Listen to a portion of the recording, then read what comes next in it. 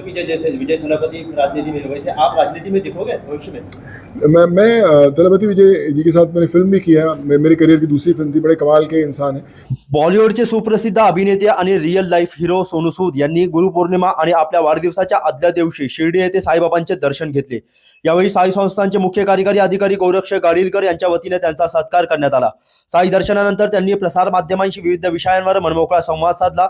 यावेळी पत्रकारांनी प्रश्न विचारला, तुम्ही विजय थलपतीप्रमाणे राजकारणात एंट्री करणार का? यावर अभिनेते सोनू सूद म्हणाले की मी सध्या कोणत्याही राजकारणात नसतानाही लोकांशी थेट जोडलेलो आहे। भविष्यात काय करायचे हा मार्ग मला साईबाबाच दाखवतील असे म्हणत सोनू सूद यांनी भविष्यातील राजकीय वाटचालीबाबत संकेत दिले। यावेळी त्यांच्यासोबत कोपरगाव येथील त्यांचे मित्र विनोद राक्षे, साई संस्थानचे माजी विश्वस्त सचिन तांबे आदी उपस्थित होते। यावेळी अभिनेते सोनू सूद यांची एक झलक पाहण्यासाठी आणि त्यांच्यासोबत एक सेल्फी मिळावी यासाठी साई मंदिर परिसरात तरुणांनी आणि त्यांच्या चाहत्यांनी मोठी गर्दी केल्याचे पाहायला मिळाले। दर्शनानंतर सोनू सूद यांनी शिर्डीतील साई आश्रया अनाथालयात जाऊन अनाथ मुलांसोबत केक कापून आपला वाढदिवस साजरा केला। तसेच या लहान मुलांसाठी लाखो रुपये किमतीचे खाद्यपदार्थ, ब्रँडेड टी शर्ट व इतर वस्तू वाटप करण्यात आले। यावेळी चिमुकल्यांच्या चेहऱ्यावर आनंद दिसून आला। देखिए, मुझे बहुत अच्छा लग रहा है कि आज गुरु पूर्णिमा के दिन जो हमारे गुरु हैं बाबा, उनके दर्शन करने का मौका मिला। कल मेरा जन्मदिन भी रहता है, तो ये और भी मेरे लिए बहुत खुशी की बात है कि आज मैं बाबा के दर्शन करके, वो भी गुरु पूर्णिमा वाले दिन दर्शन करके, एक नया जो सफ़र शुरू होगा कल से, उसके लिए बाबा से प्रार्थना की है। और हमेशा कहता आया हूँ कि जैसे बाबा हमेशा कहते हैं कि सारे धर्म एक हैं, सबको साथ लेकर चलना चाहिए। और जब यहाँ पर मैं आता हूँ और जो लोगों की श्रद्धा देखता हूँ बाबा के लिए, और ख़ासकर आज एक महसूस होता है कि बाबा के दिखाए हुए रास्ते पर सब लोग चल रहे हैं। और मैं भी कोशिश करता रहूँगा कि जो बाबा ने रास्ता दिखाया है लोगों के साथ जुड़ने का, उस पर ऐसे ही चलते रहें। और मैं पिछले 3 महीने में मेरा ये तीसरी बार मैं बाबा से मिलने आया हूँ, और बस यही कहता हूँ कि जल्द वापस बुलाते रहें। और जब भी बाबा का आशीर्वाद मिलता है तो एक नया जुनून एक आता है, एक नई ऊर्जा मिलती है करने के लिए। आज मुझे करीबन यहाँ पर आते हुए 34 से 35 साल हो गए हैं। कॉलेज के समय से आना शुरू किया था, जब नागपुर में पढ़ाई करता था, तब ट्रेन में रिजर्वेशन भी नहीं होता था, तब आना शुरू किया था। और आज जब बाबा के पास यहाँ पर आता हूँ और इतनी इज्जत और इतना प्रेम मिलता है, तो ये लगता है कि बाबा का जो हाथ है सर पर बना हुआ है। और बस यही कहूँगा कि बाबा ऐसे ही आशीर्वाद बना के रखें और ऐसे ही मुझे जो मेरा मार्गदर्शन है वो करते रहें। आश्रय जो है अनाथालय है, और एक द्वारका माई का जो यहाँ पे वृद्ध आश्रम है, उनके साथ अभी इनफैक्ट वहीं पे जाने वाला हूँ। कोई गुरु पूर्णिमा है, उनके लिए बहुत सारा सामान लेकर आया हूँ बच्चों के साथ। हमेशा हर जन्मदिन पर उनके साथ फ़ोन पे बात होती है। सचिन भाई, विनोद भाई हमेशा फ़ोन पे उनसे बताते हैं, फ़ोन पे केक कटता है। आज मौका मिलेगा उन बच्चों के साथ वापस जाकर, जिनके साथ इतने सालों से जन्मदिन मनाते हैं, आज उनके साथ जाके जन्मदिन मनाऊँगा। तो ये भी एक बाबा की बहुत बड़ी कृपा रही है मेरे साथ कि उन्होंने उन बच्चों के साथ, उन हमारे जो वृद्ध हमारे माता पिता हैं, उनके साथ जोड़ के रखा है। तो ये भी एक इस बार आने का एक बहुत बड़ा एक कारण है।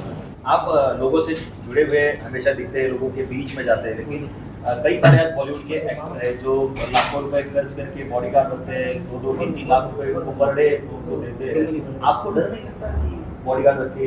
देखिए, सबसे बड़े बॉडीगार्ड तो हमारे बाबा ही होते हैं, जो हमें हमेशा करते हैं। हमें जब बाबा साथ में हैं तो फिर किसी की ज़रूरत नहीं साथ में होती। और मुझे लगता है कि जो आम जनता आपको इस मुकाम तक पहुंचाती है जहाँ पर आपको इतना प्यार मिलता है, तो आम जनता के साथ जुड़ा रहना ज़रूरी है। आम जनता को दूर करना नहीं, क्योंकि बहुत मेहनत, बहुत दुआएं लगती है उस जनता के साथ दिल जुड़ने में, उन तक पहुँचने में। और जब तक वो जुड़ी रहती हैं, तब तक मुझे लगता है कि आपका जो इंसान होने का जो आपका सफ़र है वो चलता रहता है। और जब आप उन्हें दूर करते हैं तो कहीं ना कहीं रिश्ता ज़रूर टूटता है। वो इंसान से जुड़े नहीं है, इसलिए अपने बॉडीगार्ड की जरूरत पड़ती है? नहीं, मुझे लगता है कि सबके अपने अपने कारण हैं रखने के लिए, अपनी अपनी उनकी तकलीफ़ें होंगी, अपनी अपनी ज़रूरतें होंगी। बट मुझे लगता है कि मैं कोशिश करता हूँ कि मैं जैसे पहले रहा हूँ आज से 30-32 साल पहले, वैसे ही चलता रहूँ। जिस तरह का माहौल आज देश में है, तो आज सही से क्या प्रार्थना करेंगे कि इस माहौल में क्या बदलाव आना चाहिए? बाबा से मैं यही प्रार्थना करूँगा कि बाबा ही हैं जो हमारी सृष्टि को चला रहे हैं, सब कुछ हम मार्गदर्शन कर रहे हैं, और ऐसे ही करते रहें। हमारे जितने बच्चे हैं, हमारे जितने लोग हैं, वो ऐसे ही देश के लिए बेहतर काम करते रहें। और उतार चढ़ाव हमेशा समय में आता रहता है, लेकिन इसीलिए बाबा हैं कि वो हमें उस समय से बाहर निकाल कर वापस बेहतर समय में हमें लेकर आते हैं। और उसी के लिए मैं हमेशा उनसे प्रार्थना करता आया हूँ। जिस तरह से भारतीय जनता पार्टी ने आंदोलन किया है, कैसे देखते हैं आप? देखिए, मैं मैं यही कहना चाहूँगा कि हमारी जो युवा पीढ़ी है वो देश का भविष्य है। हमें उन्हें सुनना ज़रूर चाहिए, उनका साथ देना चाहिए, और साथ ही साथ ये भी कहना चाहूँगा कि कई बार ऐसे प्रदर्शनों में बहुत सारे ऐसे एलिमेंट्स आ जाते हैं जो जो उनका जो एक्चुअल मुद्दा है उसको भटकाने के लिए भी ख़राब किए जाते हैं। तो मैं कहूँगा उनसे बचकर चलना चाहिए, और जो भी आपके दिल में है उसे आप बताएं। और मुझे विश्वास है कि सरकार भी देश की भलाई के लिए ही काम कर रही है, बस वो रिश्ता जो है उसे जोड़ना ज़रूरी है। कंगना रनौत ने जिस प्रकार इस पर टिप्पणियां की, उस पर गोवा के लिए मैंने सुना नहीं एक्चुअली बयान, सॉरी मैंने उनका बयान नहीं सुना, पर मुझे लगता है कि ये जितने युवा लोग हैं वही एक्टर्स बनाते हैं, वही आपको इस मुकाम तक पहुंचाते हैं। जब तक वो आपके साथ रहेंगे तो आप रहेंगे, अगर वो नहीं रहेंगे तो फिर तकलीफ़ होगी। इसलिए सबको साथ लेकर चलना चाहिए। आपका जो प्रोफेशन है वो कोई भी हो, आप एक्टर हैं, डॉक्टर हैं या कोई भी हैं, जब तक लोग आपके साथ जुड़े हैं तब तक आप का जो अस्तित्व है वो इस दुनिया के अंदर मायने रखता है, अदरवाइज कोई फायदा नहीं। अगर ऐसा कहा है तो बहुत मुझे लगता है कि शर्मनाक बात है, ऐसे नहीं कहना चाहिए था। और ऐसे नहीं बोलते कि तोल मोल के बोल, बड़ा ज़रूरी है कि आप सोच समझ के बोलें, क्योंकि जो जनता है वो ही ईश्वर का दूसरा रूप है। जिस तरह सोशल मीडिया आज देखा जाए तो सोशल मीडिया से बड़ा आंदोलन आज खड़ा हो गया। सोशल मीडिया का अच्छा भी उपयोग होता है और उसका अलग तरीके से भी उपयोग होता है, तो आप क्या कहेंगे सोशल मीडिया के बारे में? देखिए, सोशल मीडिया में बहुत ताकत है, हमें उसका सही उपयोग करना चाहिए। सोशल मीडिया के ज़रिए ही कोविड के अंदर, कोरोना के समय में इतने लोगों से जुड़ पाया, डॉक्टर से, अस्पतालों से, नौकरी दिलाने के लिए, उनको घर भेजने के लिए। तो अगर वो सही इस्तेमाल हो तो जानें बचती हैं, और अगर उसका गलत इस्तेमाल हो तो फिर वो नुकसानदेह है। तो मुझे लगता है कि हमारी युवा पीढ़ी, हमारे प्रेजेंट जनरेशन या हमारे बुज़ुर्ग भी हैं, वो सोशल मीडिया का सही उपयोग करेंगे तो फिर मुझे लगता नहीं कि आपकी मंजिल तक आपको पहुंचने में ज़्यादा वक्त लगेगा। आपको जो सामाजिक कार्य की मिली है तो कहाँ से मिली?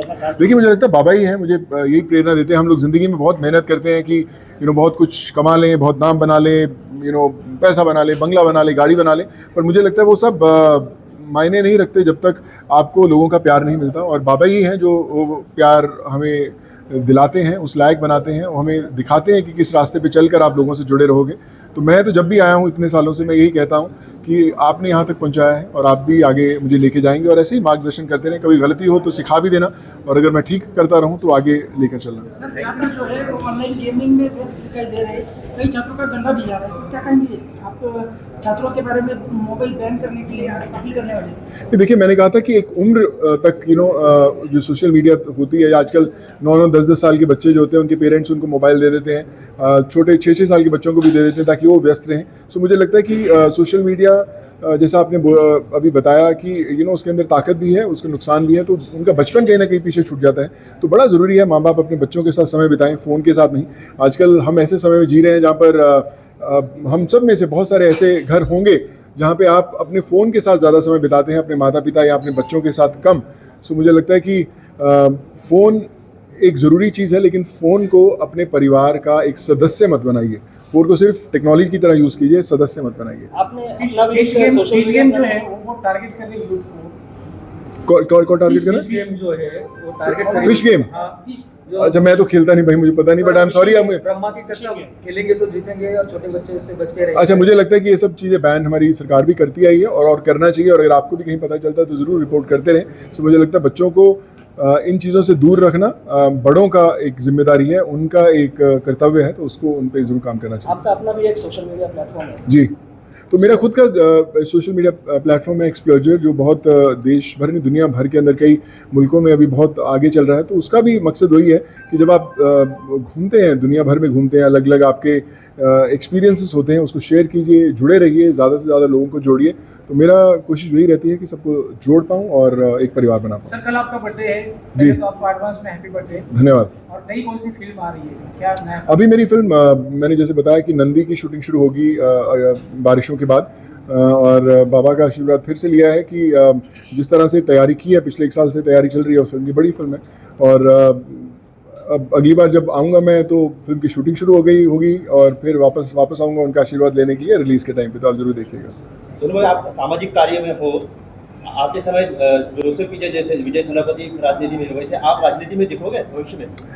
मैं थलापति विजय जी के साथ मैंने फिल्म भी किया है, मेरे करियर की दूसरी फिल्म थी, बड़े कमाल के इंसान हैं। तो मुझे लगता है अच्छे लोगों का होना बड़ा ज़रूरी है। जो लोग आम ज़रूरतमंदों के बारे में, गरीबों के बारे में सोचते हैं, तो उनको राजनीति में आना ज़रूर चाहिए। कभी मुझे अभी पता नहीं कि मुझे लगता है कि मैं बिना राजनीति में आए भी काम कर रहा हूँ, लोगों तक पहुँच रहा हूँ, पर जब समय होगा तो ईश्वर अपने आप बाबा रास्ता दिखा देंगे कि मुझे पहुंचना चाहिए कि नहीं पहुंचना चाहिए। नहीं तो तब तक तो लोगों के लिए मजदूरी करनी है, करते रहेंगे। नहीं सर, अगर आपके राजनीति में आए तो पंजाब से लड़ेंगे या महाराष्ट्र से? सर महाराष्ट्र में मैंने ज़िंदगी बिताई है सर। मैं पढ़ाई यहाँ से की, बड़े यहाँ हुए, करियर यहाँ पे बनाया, सब कुछ है, तो फ़र्क नहीं पड़ता कौन सी स्टेट से आते हैं। जैसे मैंने बोला कि जाति, धर्म, लोग, कोई फ़र्क नहीं पड़ता। मैं जब कोविड में भी था, मैंने कभी नहीं देखा कि महाराष्ट्र का है या आंध्रा का है, तमिलनाडु, पंजाब का है। मुझे लगता है कि एक इंसान है, हम लोगों ने अपने उसको स्टेट्स में बांट दिया है, पर मुझे जहाँ पर भी लोगों की मदद करने का मौका मिलता है, मैं ज़रूर पहुँचता हूँ। धन्यवाद।